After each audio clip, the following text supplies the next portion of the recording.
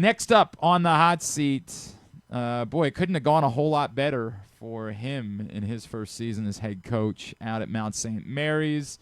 He is Donny Lind, and he is with us once again here on the College Basketball Preview Show. Coach, it's Glenn and Patrick. It's great to chat with you. Thank you for taking the time for us, as always. Oh, thanks for having me, guys. We were just sort of joking about, dude, where's my players? I imagine you know that all too well, right? Go win a championship, riding high, and then the realities of this is how college basketball works sets in. Is that something that you just say, hey, that's part of the deal? I knew exactly what I signed up for, and we're ready to go with not all completely, but with a lot of new faces this year. Yeah, it's certainly not something that, you're gonna hear me complaining about very often. Certainly those guys that were here last year did everything they could to obviously propel us to a championship. And then, they have opportunities to, further themselves or better their careers. And, how could I stand in the way of that?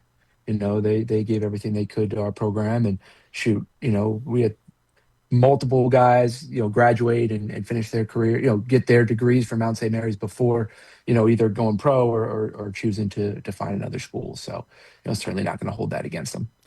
Donnie, when you look at that run there in Atlantic City last season, how much did that kind of change how you viewed that first season, and how much do you think it changed the way both your players from that team and the ones that you're recruiting in March and April to add in viewed things differently, maybe? Yeah, I think the winning in March, is what we're all striving to do. And so there's certainly a feeling of success about, doing that. But I'm not naive enough to not understand that there's a ton of luck involved in winning in a one bid league. And so what I really, took was that we were able to build a culture and a group that was resilient and tough and able to overcome adversity. And that was the whole goal from the beginning.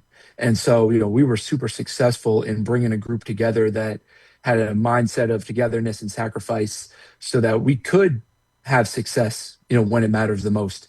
And so, for those guys who, whether they choose to come back or choose to leave, they have those lessons. And, we are, as basketball coaches, we are still educators. We're still trying to help these guys at a formative time of their life. And I feel like we were able to do that with the group last year. Then, we can head into the spring and we have a little bit more name recognition. We have a little bit more visibility. We have, the ability to connect with certain recruits that, maybe we wouldn't be able to connect with otherwise because as it's now going into my second year as a head coach, they have a belief that they want to come to a winning program. This is one that is going to continue to have those opportunities. Donnie, as I look at what you do bring back, I would assume that Xavier Lipscomb is pretty high on that list of guys going to be important to trying to do this again. Boy, the fact that he's been in the program for as long as he has, how much do you see that from him leadership-wise? And is there maybe a next level where he is a little bit more of an alpha for this team? Yeah, X has been a leader. Shoot, I coached him his freshman year at Radford, and he was a leader there as a freshman. He's a natural born leader, and guys listen to him.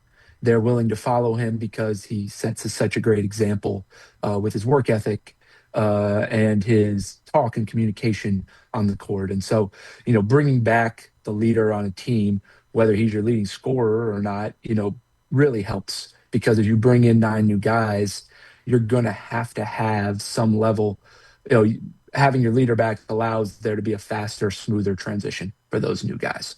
And so, he has provided a ton in the locker room and he's gotten better on the court. He's become a better player, a more consistent shooter, a better finisher around the basket. He's always been kind of a really good guard defender. Your guys, I'm not going to let your guy score.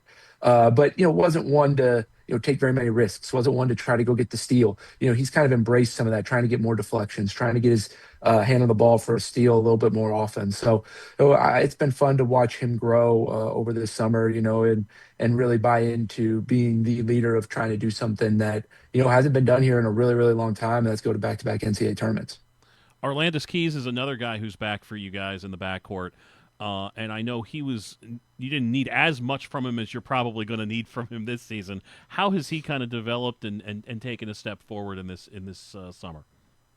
Yeah, the big thing for Landis when he decided to come back was, we had to have a real honest conversation of like, what's that going to look like? And if you want the role that you say you want, which is not to be our sixth or seventh guy, right? Is to step in and be a major contributor. How do you get that? And, for him, it was a consistency thing. It was trying to be a more consistent player in practice every day, more consistent when we play, because Landis is a winner and Landis is a gamer. And those guys are great and fans love them, but man, they drive coaches nuts sometimes because you see it, when with 4 minutes left in the game, but you don't see it every day in practice. And, he's been really honest and true to trying to improve that. And, to see him grow, he's, shot the cover off the ball since since he came back from injury in Atlantic City, but really throughout practice here this fall. But he's doing more than just that. He's touching the paint and making plays for other guys. He's committed to being a better defender, which is the thing that kind of kept him from playing as much as he wanted to play last year, was consistent defense. And so he's really made some commitments there. And it's been great to have him back. And he's assumed more of a leadership role. Lance's been a part of some good programs. He talks the talk and walks the walk with our guys. And so the two of those guys in the backcourt with a ton of experience, know me, know what I need, willing to talk to the guys in the locker room. As coaches, we get a couple hours a day with them. The rest of the time, you got to hope that they're hearing the right message. And those two guys, they might not say the same vocabulary that I use for that message, but they're telling the guys the same thing. Donny Lynn, head coach of the Mountaineers at Mount St. Mary's, with us on the college basketball preview show. I'm not even going to attempt to pronounce your transfer from Florida State. Anastasios. I'm just stick with that. We call him Stas. We keep it short and sweet. All right, we'll go with Stas. Coach, someone who I know didn't play a lot at Florida State, but again makes the jump to the MAAC. Is that someone that you could see having a little bit of a bigger role and being a bit more impactful for you this season? Yeah, I mean, Stas is a big guard, big wing who can really, really shoot. And obviously we lost a wing who could really, really shoot in Carmelo Pacheco. And so, we knew we needed some more perimeter shooting. He's a guy that can really do that. We had to kind of go off of trust from some friends who knew his game better because he didn't play very much. But he's been really good this fall. Obviously has great size on the perimeter. And like I said, he can make shots. So he provides that deep shooting threat for us. He's a guy who I expect to be in our rotation for sure. I mean, he's got, an uncanny ability to put the ball in the basket. And when you have that, we all need that. Donny, I know from talking to you over the summer, one of the players I came away really intrigued by was Trey DeVoe, a guy that's just kind of worked his way up and is one of those cases of maybe you shouldn't entirely just trust the raw stats over the course of a season. I know he averaged 9 a game last year at Western Illinois, but I think it was 19 points and 7 rebounds over the last 8 games or so.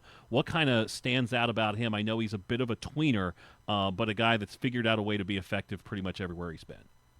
Yeah, the thing that I love the most about Trey is he has perspective, right? The transfer portal gets maligned a lot for all the negatives that people have, but when you get to somebody and you recruit them the right way and you can get to who they are as people, there's a reason why they leave and there's a reason why they're looking for something else.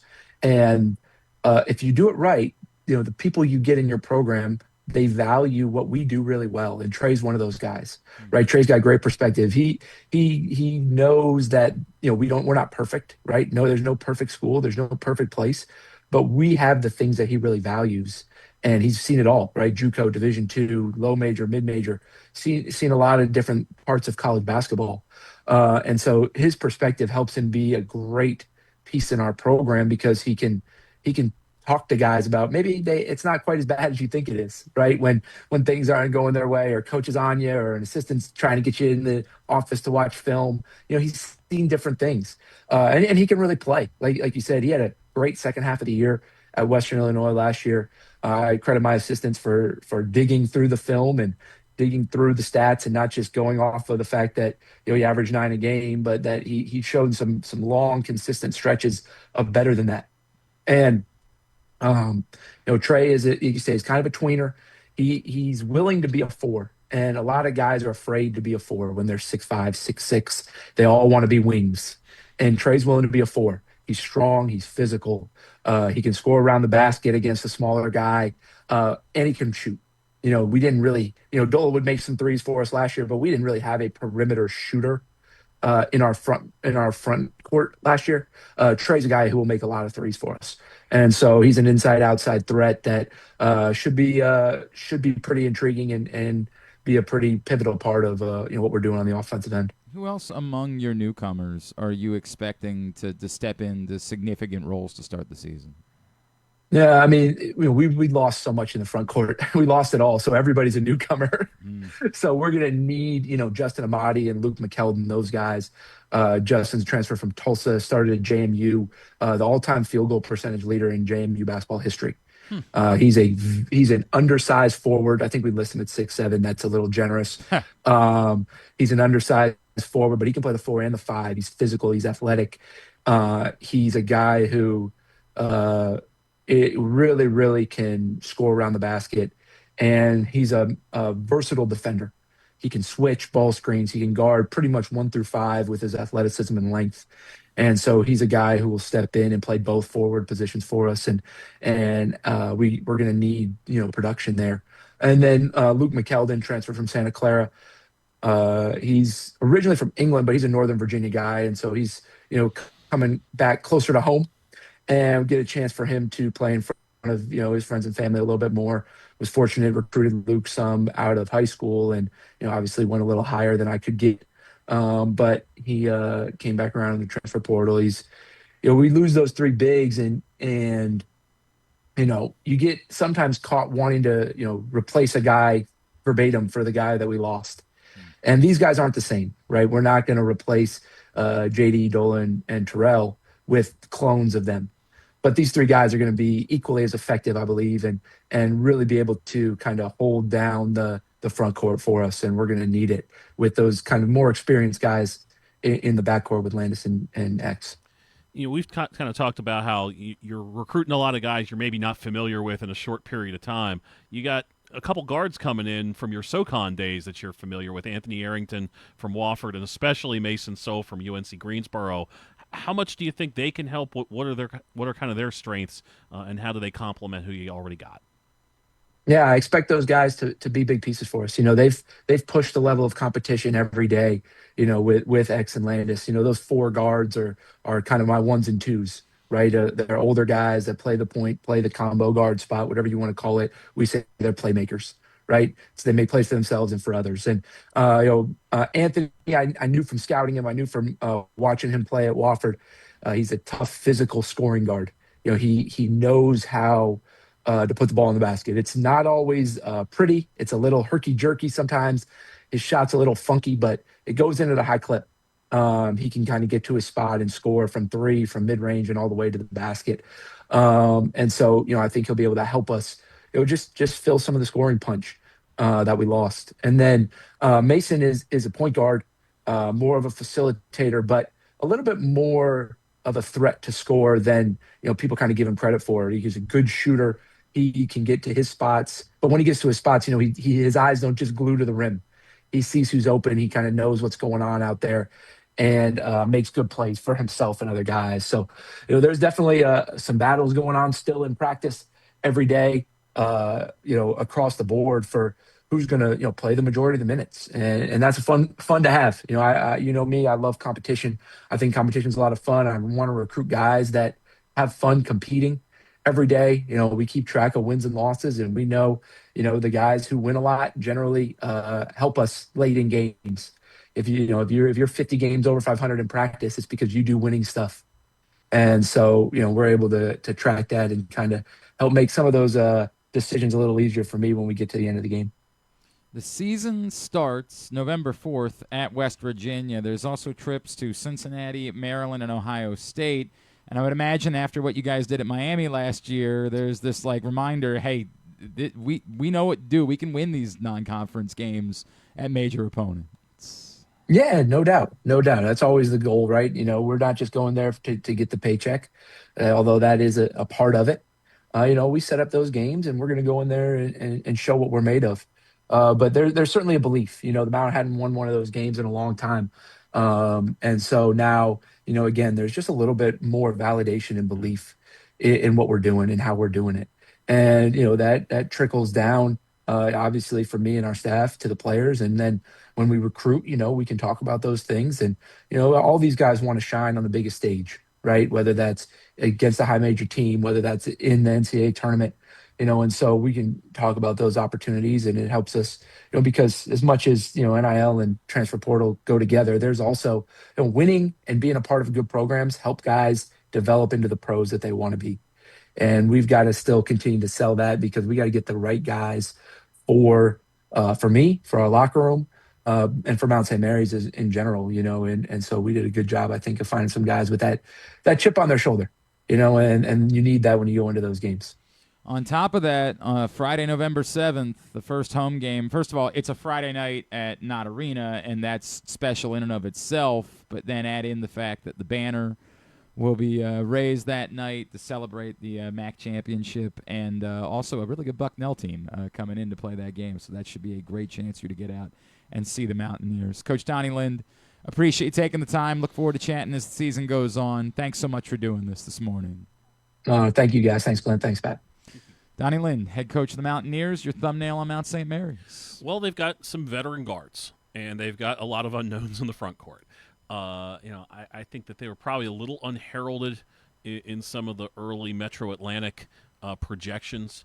I think that's a team that is capable, particularly if guys like Stas and Luke McKeldin and some of those bigs can come through, of finding themselves in a pretty similar spot to where they were last year. I mean, they were the number 6 seed in that Metro Atlantic tournament before winning 3 in a row and winning that title. So I could definitely see them kind of coming in a similar spot. I mean, I think Xavier Lipscomb is poised for a really fine 6th season.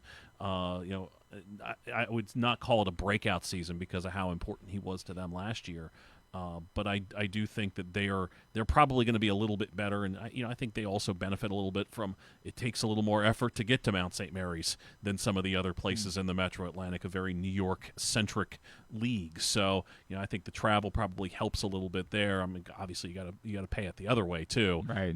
But I think also we haven't even talked about it, which is probably a good thing. Like now they've kind of settled into the MAAC. Mm-hmm. The newness. Yeah, we really thought it was going to take maybe a longer amount of time for them to be able to compete in that league. I think that one of the interesting things the first couple of years was that they got considerably better the second half of the season. The second half of the league season. And last year, the funny thing was, they lost Terrell Art a couple times. And I remember the second time when he was lost for the season, it was late February, and the guys were like, well, we've been through this before. We'll be fine. And it's like, okay, well, that's pretty optimistic thinking. And then, of course, they go and rip off that title run. In some ways, that's what made that as impressive as anything, is they lost one of their best players like 2 weeks earlier. So I think that they're in really good hands right now. Donny Lind did a great job last season. He talked about culture right from the get-go, and I don't think you overcome that late-season injury to one of your best players without having that in place.